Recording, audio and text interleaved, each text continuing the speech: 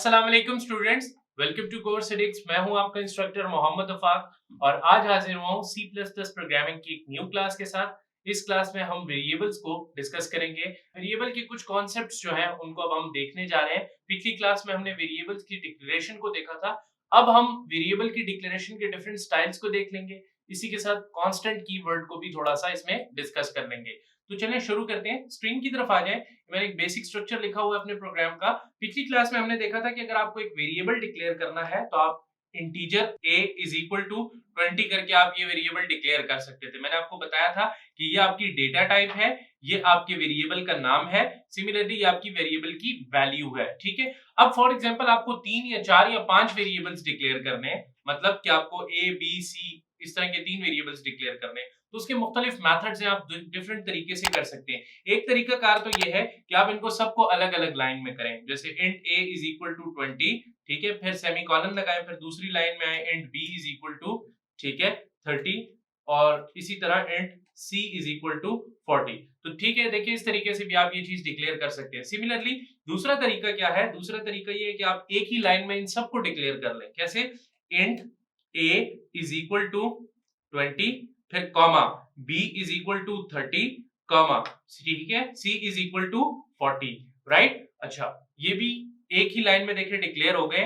ये और ये एक ही काम करेंगे, बिल्कुल ठीक है। सिमिलरली एक काम आप ये भी कर सकते हैं कि आप जस्ट इनको वैल्यू ना दें, जैसे कि आप इस तरह कर लें int a comma b comma c, right, और उसके बाद आप लिखें a is equal to 20, b is equal to 30 and c is equal to 40। तो ये आप तीनों तरीकों से जो है कंसिडरेबल है और ये तीनों तरीकों से जो है ये चीज एक्सेप्टेबल है। आप इसको इस तरीके से यूज कर सकते हैं। मतलब देखें, ये 3 तरीकों से आप डिफरेंटली वेरिएबल्स को डिक्लेयर कर सकते हैं।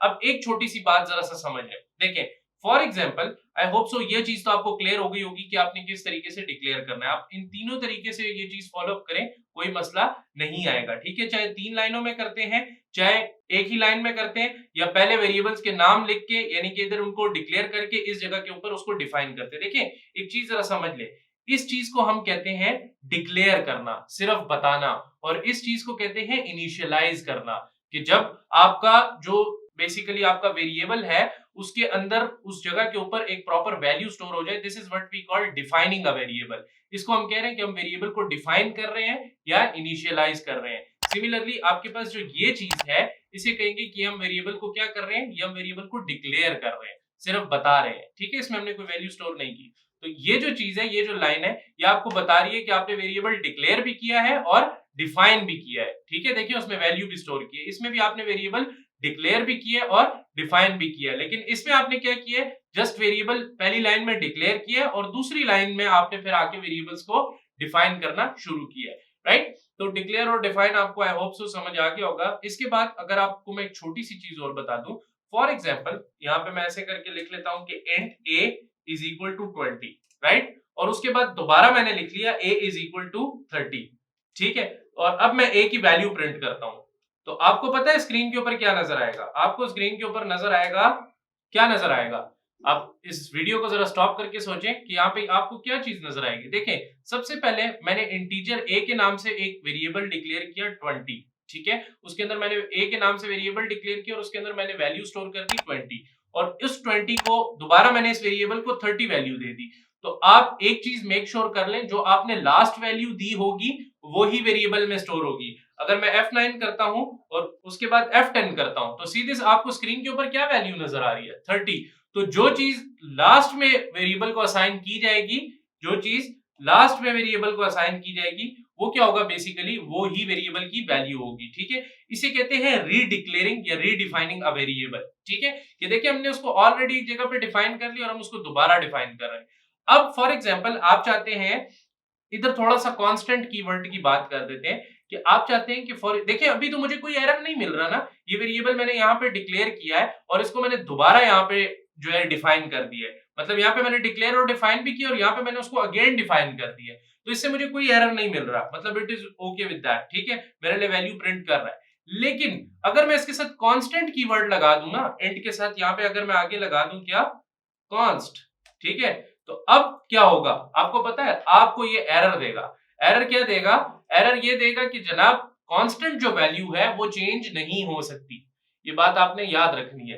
तो मतलब क्या कि ये वेरिएबल को हम कांस्टेंट बना रहे हैं। कांस्टेंट बनाने से मुराद क्या है? कांस्टेंट बनाने से मुराद ये है, अभी मैं आपको स्क्रीन के ऊपर ये चीज करके दिखा देता हूं। देखें, फॉर एग्जांपल मैंने यहाँ पे, मैं जरा बेसिक प्रोग्राम स्ट्रक्चर लिख लूं पहले, ठीक है, और यूजिंग नेम स्पेस एसटीडी, ठीक है, उसके बाद आ जाएगा एंड मेन, राइट, और ओपनिंग एंड क्लोजिंग ब्रैकेट्स, ठीक है, और इसके अंदर मैं लिख लेता हूं integer a is equal to 20, right, और मैंने इसको दोबारा डिक्लेयर किया था a इज इक्वल टू 30, और हमने सी आउट करके देखा था तो हमारे पास a की क्या वैल्यू आ रही थी? 30 आ रही थी। क्यों? क्योंकि जो वैल्यू लास्ट में असाइन की जाएगी वेरिएबल को वो ही उसकी काउंट होगी। तो लास्ट कौन सी वैल्यू है? 30 है, ठीक है। तो आप इसे रन करके और कंपाइल करके देखें। यहाँ पे मैं इस फाइल का नाम सेव कर लेता हूँ basic2 के नाम से .cpp, ठीक है, और आप इसे कंपाइल करें और रन करके देखें तो इसमें कोई एरर नहीं है, ये आपको एक्चुअल में 30 वैल्यू प्रिंट करके दे रहा है, राइट।